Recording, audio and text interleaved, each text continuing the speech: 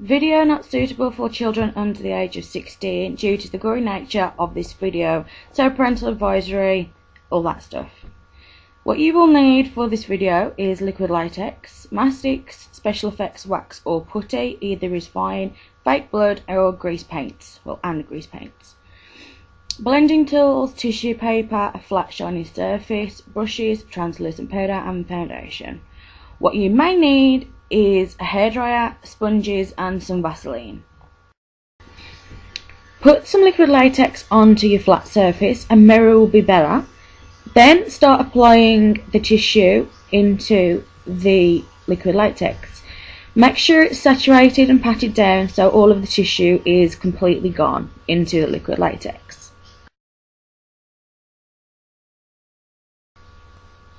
Take a strip of tissue paper and between your fingers or hands you want to start twirling it into like a twisted shape like so.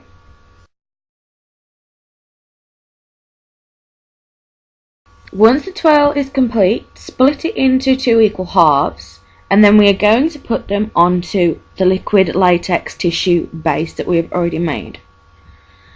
Patting it down obviously so that they will stick and making sure that it is into a deep cut shape.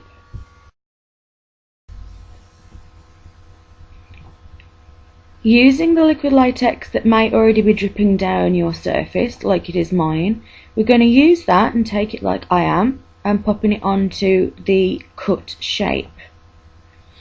Making sure as well that there is a outside lining of the liquid latex because that is on a prosthetic piece a very, very important piece.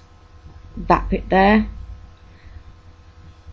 I'm just cleaning mine up because it was a mess. You don't have to do that. Next we're going to take the translucent powder, quite a lot, and I always sprinkle it onto my liquid latex if it's not already dry. And then brush it on, dabbing it into every nook and cranny that there is on your liquid latex, and brush it off in the direction that is away from you because we don't want you having an asthma attack. Taking care, slowly peel the prosthetic off the plastic surface with using powder underneath it and on it. This will help it not stick back down to the surface and it will help it not stick to itself because latex loves sticking to itself. So once it's off, you want to get some more powder and dab it onto the back of the prosthetic piece that you've now created. And as you can see, it doesn't stick. Next, using mastics, which is a glue, we're going to stick the prosthetic onto a limb or your partner or whoever or whatever you want to stick it onto. Make sure you cover the whole half of the piece even and then pop it onto your leg as what I'm doing, holding it down until it is stuck. The next half obviously we're going to stick down now. Remember to always do a patch test if it's your first time using things, which is going to be on the inside corner crease of your arm, and if you are allergic you can get an alternative mastics. So once you've got all the glue on, roll the prosthetic like I'm doing up and holding it down until it dries. Liquid latex is the first method I'm going to use to show you how to blend the edges onto your skin. So obviously we're putting the liquid latex onto the skin and the prosthetic, and then we're going to take some tissue and pop it onto the liquid,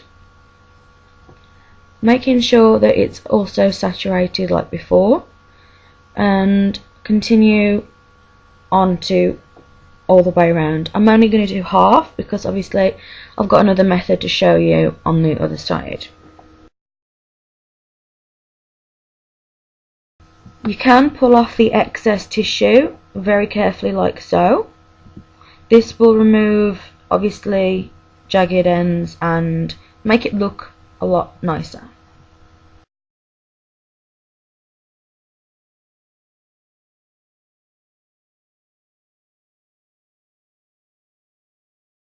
Once the prosthetic is dry, we're going to take the translucent powder again and just set the whole prosthetic. The next method is wax and putty. I'm using wax.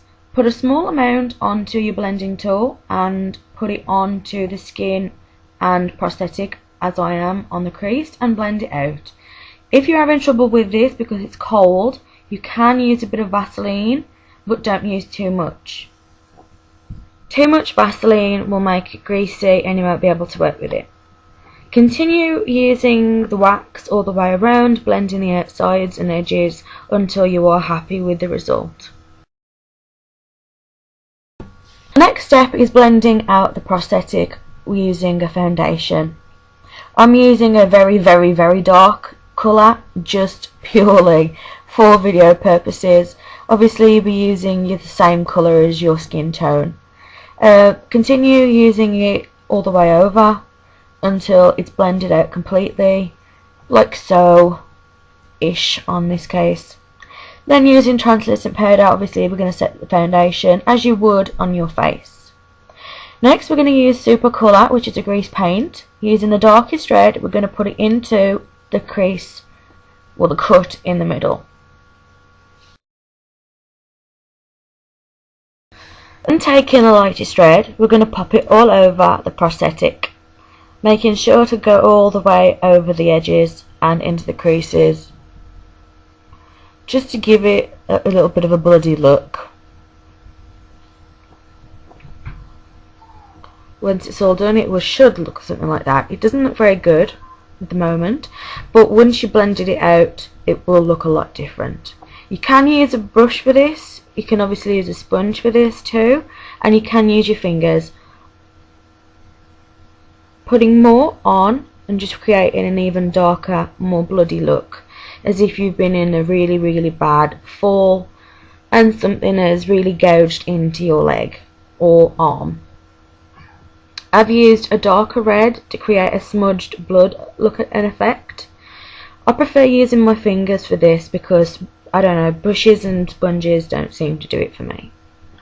Next we're going to use some fake blood into the cut, and using a small bit on your finger you can blend it out the prosthetic and onto your leg to give it a nice gooey kind of long lasting bloody effect. I use too much here, you don't have to use that much, but continue using fake blood and colours and blending it out until you're happy with it. This concludes the final look. I hope you enjoyed this. Unfortunately, while I was filming, I kept having pins and needles in my foot, so some of the wax did start to crack, which you can expect with wax and putty. If you have any more questions, feel free to mail me on YouTube, Facebook, or comment below.